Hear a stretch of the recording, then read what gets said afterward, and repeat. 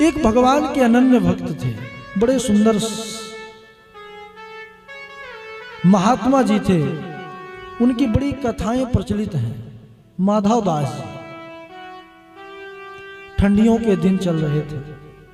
माधव दास जी भगवान की ऐसी उपासना किया करते थे कि ठाकुर जी सगुण रूप लेकर के आते थे, और जैसे हम और आप सब आमने सामने बैठे हैं तो माधव जी के पास आकर के ठाकुर जी बातें किया करते थे। माधव दास जी भी समस्त कर्म अपने ठाकुर जी के लिए करते थे, यानी तुम ही निवेदित भोजन करही, अब प्रभु प्रसाद पटभूषण धरही। पूरा जीवन समर्पित था अपने प्रभु के लिए।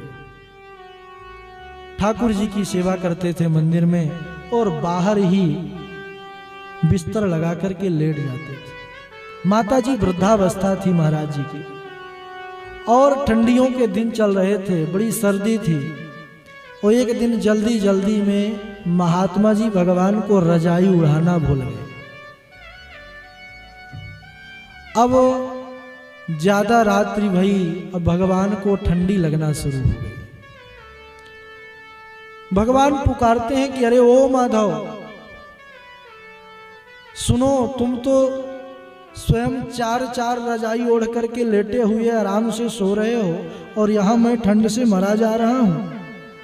सुनो, आओ मुझे रजाई उड़ा दो। अब ठंडी में आलस भी बहुत आता है। माधव दास जी वैसे भी वृद्धावस्था, सुनते हैं कि भगवान पुकार रहे हैं, लेकिन आलस के कारण और जो है तो रजाई को सर में दाब लिए कि आवाज ना पहुंचे, और कानों से दबा लिए। तो भगवान भी बड़े कौतुकी, भगवान भी महाराज छोड़ते नहीं है भक्तों को। भगवान जोर से पुकारते हैं कि अरे ओ माधव, सुनाई नहीं दे रहा, मुझे बहुत ठंड लग रही है, आओ। जब 4-5 बार भगवान अब तेज तेज चिल्लाने लगे तो माधव दास जी आवेश में आ गए, थोड़ा सा क्रोध दिखाए, उतार करके जो है उतर करके खाट से और झुंझलाते हुए गुस्से में जल्दी जल्दी कपाट खोलते हैं और कहते हैं कि बगल में तुम्हारे रजाई रखी हुई है, जब से तुम हो गया पुकार रहे हो रजाई उड़ा दो, रजाई उड़ा दो। अरे तुम इतना नहीं कर सकते थे कि बगल में रजाई रखी है स्वयं ओढ़ करके सो जाते? हमको उठाना जरूरी था वृद्धावस्था में। माधव दास जी जब ऐसे बोले तो ठाकुर जी स्वरूप में आ गए और ठाकुर जी के नेत्र सजल हो गए, उनकी आंखों से आंसुओं की धारा चलने लगी। कहने लगे, हाँ माधव, तुम ठीक कहते हो, मैं बगल से रजाई लेकर के ओढ़ सकता था।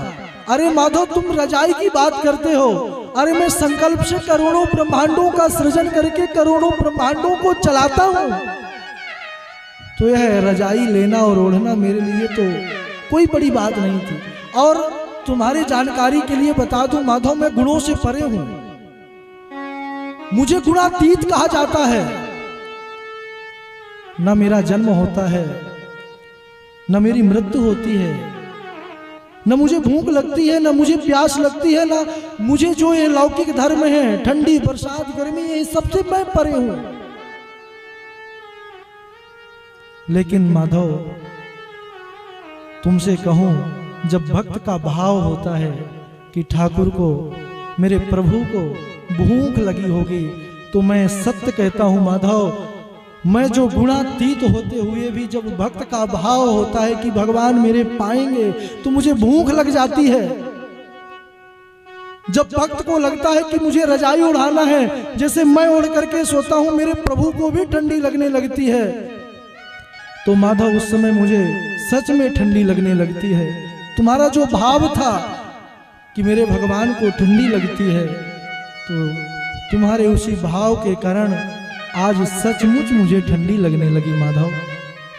आहा, ठाकुर जी ने जब ऐसी बात कही तो माधव दास जी भी ठाकुर जी के साथ साथ रोने लगे और चरणों को पकड़ लिए कि क्षमा करना प्रभु, मैं तो अधम हूं, मैं तो बड़ा पापी हूं, जो आपको इस प्रकार गुस्से में आकर के मैंने बहुत कुछ कह दिया।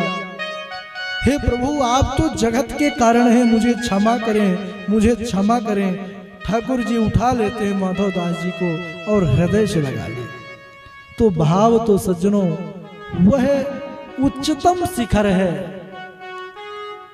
जिस शिखर तक पहुंचने के लिए हम सबको ऐसे आयोजन पर बैठना पड़ता है, घंटों बैठ करके भजन करना पड़ता है, माला जपना पड़ता है कि हम भाव पर आरूढ़ हो जाएं।